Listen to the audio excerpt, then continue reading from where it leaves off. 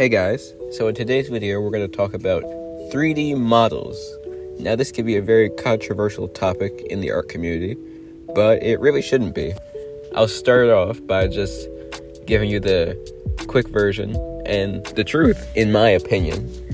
If you want to be a good artist, a better artist, a great artist, you want to be like Jim Lee, Yusuke Murata, Horikoshi Kohei, any artist that you look up to, you should learn how to draw things yourself. 3D models can help you very minimally, but if you're going to use them, trace over them, or reference them seriously heavily, then that's not going to get you to being a better artist. If you want to make comics, or you want to make a specific kind of content, and you just want to put it out on a consistent schedule, or you want to draw in an art style that's not necessarily your natural art style, that's where 3D models come in. If you're just creating something and you want to create it as best as you possibly can without being held back by any artistic limitations, then that's where 3D models come in. So at the end of the day, if you want to be a better artist or you want to be a great artist, you should learn how to draw things yourself. And it's just better that way, honestly. And that's what making art is. You should want to draw it yourself anyhow. Now, even so, if you wanted to know a specific perspective for a hand or something, and you took a 3D model and you put the picture off to the side and referenced it, like literally just glanced at it and was like, okay, I get the idea of that, and started putting that into your drawing, I feel like that is okay, in my opinion. But if you're gonna put the picture into your program, trace over it or whatever, or partially trace over it, maybe not all the way, then that's not really gonna get you to your goal of being a better artist. So that's the quick version. Now with that out of the way, I'm going to show you how I use 3D models for making comics and promotional artwork, and hopefully it'll help you in case you want to do it. So, using 3D models for art. How do I do it? To get the best results, you want to start with your own sketch, your own quick thumbnail sketch, or even a more detailed sketch. I'll take this one here for example. This was made specifically for this video. And I'm making the sketch quickly. I want to capture the energy of the poses I'm looking to make. Because the thing about 3D models is they can be stiff, they can be flat, and when you see that come through, it can make you be like, oh, this is a 3D model. Or even if you don't know it's a 3D model per se, you can say, this art looks stiff. And you don't want that. You want it to have energy, you want it to have life. At the end of the day, 3D models are what they are. If you could draw it yourself, it would actually be easier. In this video, you're going to hear me say a lot that it would be easier to just draw it yourself. Practice your art style, study other art styles. If you want to draw in a different art style, you can study it. And I have, but as some of you may know, some of you might not, I'm working on 4 long-term series at once, as well as several mini-series and animations, animated films. I'm working on a lot of stuff at once. But in this case, using 3D models is going to help me stay on schedule. Now, it doesn't necessarily make things easier, but that is the basic reason why you would consider using 3D models as opposed to drawing it yourself, in my opinion, at least for me. This is all from my perspective. So the app I'll use for my 3D models is called Poseit. There is another app I used to use called Magic Poser. You can check that out too. They're both really good, but Poseit works better for me. And then I'm sure there are several other resources, or even you could 3D model things yourself, like when it comes to backgrounds. I will 3D model those myself. I used to use Maya. I started using Blender because it's free. And then there's even a few apps on the iPad. The name slips my mind, but I'll put it up here. I was able to model some backgrounds in there as well. So with this sketch, since I'm working on an iPad, I could split my screen to reference my sketch, but I have the image up in front of me, so I don't need that. That's just an option for you guys if you don't want to have another screen up in front of you. And basically, you look at your sketch and you do your best to capture the energy of that pose that you sketched with your 3D model. And I'll just take a snapshot of it when I have it. And you don't have to be exact. You just want to get the basic form. Whatever part is the hardest for you with the drawing, you want to get that in the 3D model. If it's the perspective, if it's the proportions, if it's the anatomy, whatever it is, you want to be able to capture that with the 3D model. And the benefit of 3D models is you can test out a few different angles. Like, you're not stuck to your one. You can just move it around a little bit. Try an extreme angle, try a less extreme angle. Just experiment a little bit. And what I found out too is to get the most realistic energy out of these 3D models, it's all in the waist area. If you can line up the waist the way you have it in your illustration, you can more easily capture your original pose idea and more poses with life. The biggest problem I have with 3D models is usually the legs, so that's where I have to really just clock in my own brain, so to speak, and get the legs looking proper. Now in this video, I'm not gonna go too deeply into how to use Poseit, because on their app, if you open the settings, they have a link to several videos on how to navigate it, how to use it, and they could probably do a better job explaining than I can, but I will tell you that it is a very worthwhile app. You can adjust camera angles, you can add props, they have preset poses in there to start from as a base. It's just a really good app. I highly recommend it. Definitely check it out. It is free, but then there are certain features that are paid.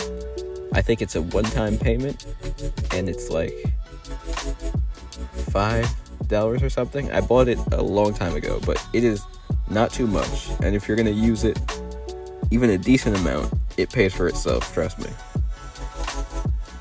So I'm just gonna quickly go through and get the poses for the rest of the characters. And here you see me using this horse. This horse 3D model is great because they have a slider in here. That little M emblem next to it means that it can move. So you can slide through these different poses, find one that you like, and then you can even adjust it more after you've found it. And it's really amazing. Another thing that moves is the cape. If you want it to look like it's blowing in the wind, you can adjust the way that it's looking. The bow, you can adjust how far the string is drawn. It's a really great app. Play with it, check it out. So I'm just going to go through and quickly finish these up, and I'll come back to you in a second. And boom, I'm done, I'm back. I'm going to go back into Ibispaint, open this file, and I'm just going to start importing the pictures I took of the 3D models and just lining them up with my sketch as best as I possibly can. And I'll take out that gray background so that I can just really just see the character and see what kind of dead space it's going to leave. And dead space is just the parts in between the characters where the canvas is going to show through. You usually want to eliminate as much dead space as you possibly can, but I can always fix it later if there's too much. And I'm just gonna kind of gloss over some of the techniques I'm using. This video is more about the artistic process of using the 3D models, not so much the program you use. So if you have a basic understanding of your chosen digital art program, this is gonna help you. It's not necessarily a program tutorial or how to use the 3D modeling app or Ibispaint specifically. This is more some methods to apply when using 3D models and when posing them that I believe will help you gain a better finished product if you choose to use them. So now here we are, where it comes time to sketch over your 3D model. Now, I cannot stress this enough. Do not trace over your 3D model. Just don't do it. The results you're going to get are going to be stiff, because no matter how much time you take posing a 3D model, unless you're an amazing 3D model poser, you can do it really quickly. If you take a lot of time posing it to look natural, then it defeats the point of using it to speed up your process. And if you trace over them, it will look stiff, and it's not... You don't want your art to look stiff, guys. You just don't want it, trust me. The way I use them is I take my knowledge of anatomy, which you have to get through studying anatomy. When I say study, I mean look at it, understand where different parts are at, draw it, practice drawing it, and even when you're using this 3D model to compensate for the art style you want to have versus the art style that you do have, you can still apply basic construction methods to the 3D model. The 3D model is just a guide to help you with either your proportions or your anatomy or your perspective or all of them. It's not necessarily supposed to replace the artistic process. And I chose all 4 of these characters not just because they're my main characters, but because their art styles are all different and they're not all realistic looking characters, especially the one I'm working on right now, Dennis. He's a fox, literally. So I'm going to show you how that doesn't matter when you're using 3D models this way. I'm going to make the head bigger, I'm going to make the shoulders a little bigger. I'm going to match the proportions I want using the guide of the 3D model.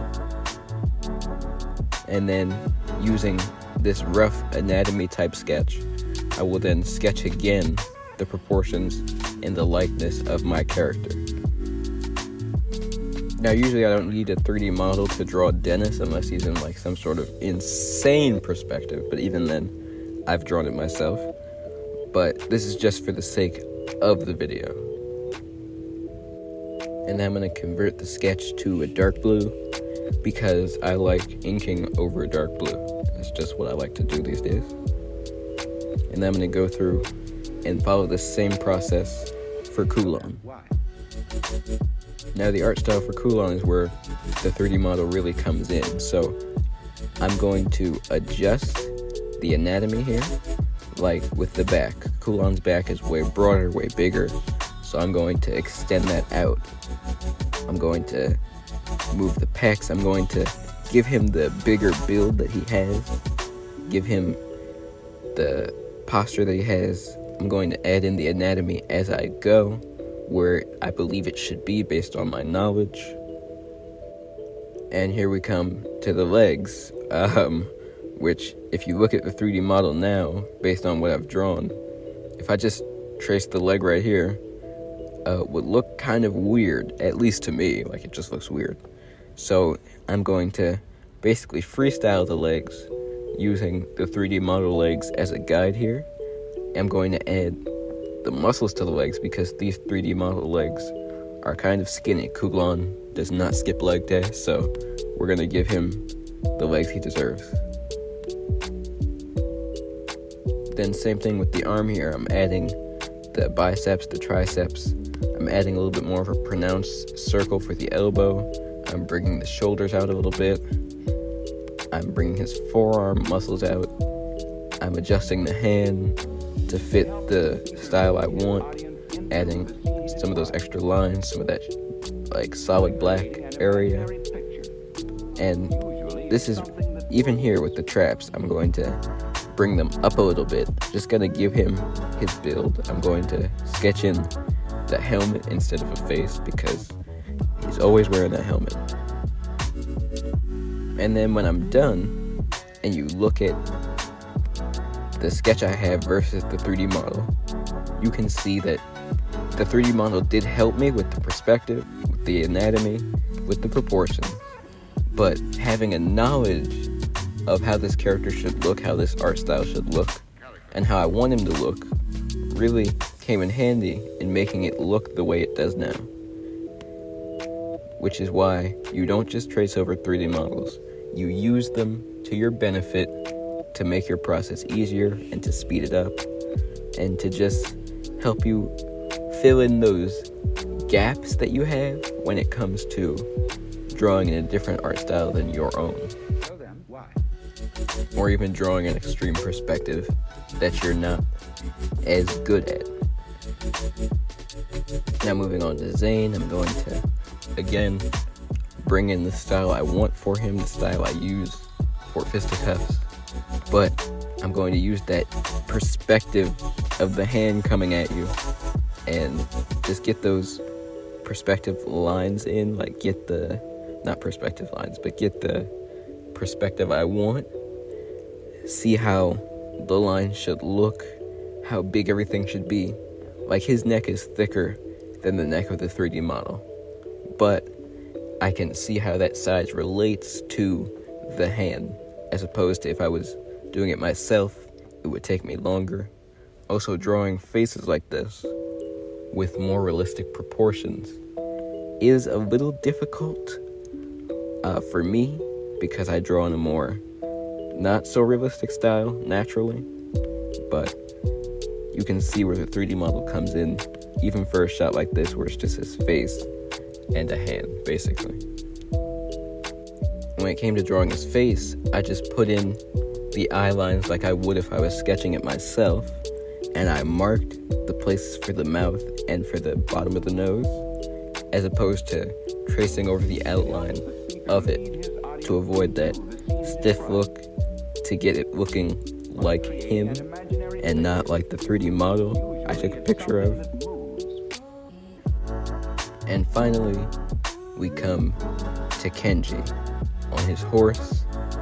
Now, when I'm drawing this horse here, I'm putting in the musculature anatomy where I believe it should go based on how I think the horse should look, and I'm using the horse a little bit more strictly as opposed to drawing the construction lines, because when it comes to vehicles and props and animals, you might not want to stray too far from the original 3D model unless you have a better grasp of the anatomy or how it should look.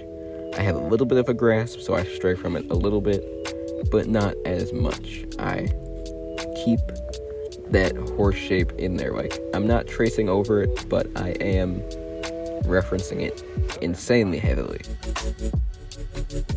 And then I'll take an actual reference of a horse and just check myself, make sure that I'm doing everything right.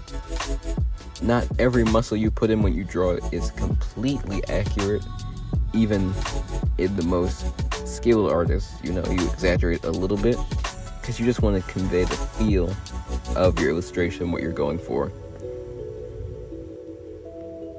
And even with Kenji's head shape, his head shape is very stylized, so I'm going to put that in. I'm not going to necessarily follow the 3D model as closely. Even his arm, his extended arm, I strayed from that a lot because the proportions for that did not fit how I wanted him to look. So I used the horse where he meets the horse, like where he's sitting on the saddle. I used that, and then I just left out the parts I didn't need or didn't fit my vision, and I made it look how I wanted it to look while still using the 3D model underneath as a reference. And I'm going to add his hand here holding the reins, which I didn't do when I was posing the 3D model. But that's basically it. That's how you use 3D models without expressly just tracing over them, maintaining as much energy as possible, and getting your artistic vision across. Now, when you're going panel by panel, you might not need a 3D model for every panel, but when you need one, use one. It's not a bad thing. As long as you're not trying to convince people that you drew it from your own imagination or something, or lie to people or anything like that. Like, just be upfront about it. And if you're just trying to create a story, there's nothing wrong with it. You have my approval. But yeah, I'm just going to finish the illustration up. At this point, you really don't need the 3D models anymore.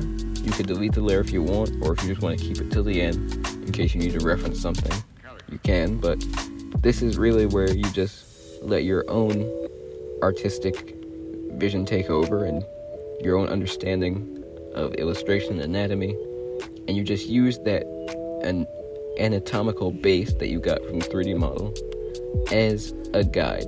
Nothing else, nothing more.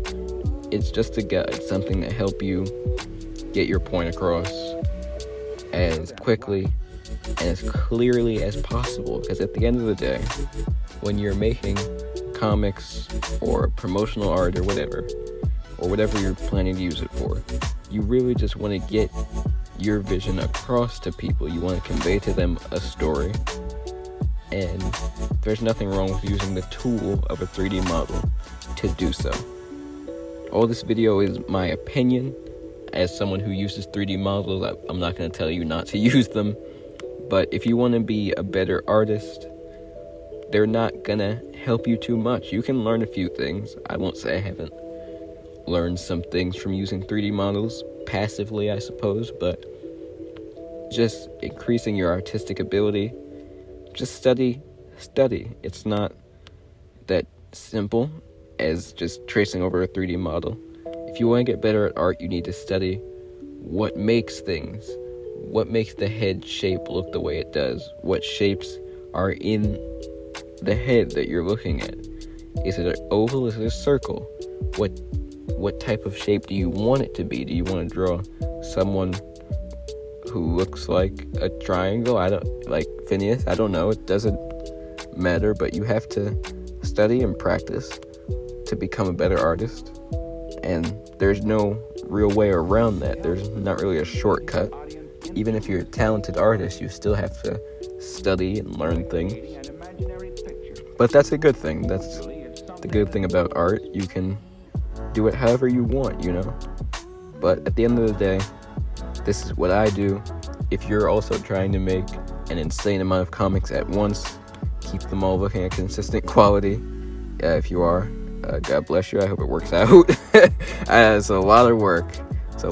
It's not for the faint of heart. I hope this helps you. If you need a 3D model, use one. Don't try to pass it off as it just came out of your head. Just don't lie to people. Be upfront and focus on your writing. If your writing is good, most people are gonna scroll through your art just quickly. Even if your art is amazing, they're gonna be like, oh, that's cool. The longest someone's gonna look at it is maybe a minute and a half. If they're also an artist and they're studying you, they're only gonna study your art if they really like it mostly, or unless it's abysmal, and they're just gonna be like, hey, this is what I shouldn't do. But most people wouldn't do that. So at the end of the day, make your stories, make your art, and, if you want to get better, practice. That's what everyone has to do. Even the greatest artist has practice or drawn a lot, so just draw a lot. But thank you guys for watching. You can see me finishing up the piece here. This is the finished illustration. I hope you guys enjoyed that video. You learned something. Do you agree with me? Do you disagree with me? Do you have your own separate opinion? Let me know in the comments. Let's talk about it. If there's any part of the illustration process that you wanted me to make a tutorial about or go into a deeper explanation into, let me know. I will do it if I can. Until then, like, subscribe. I'll see you guys in the next video.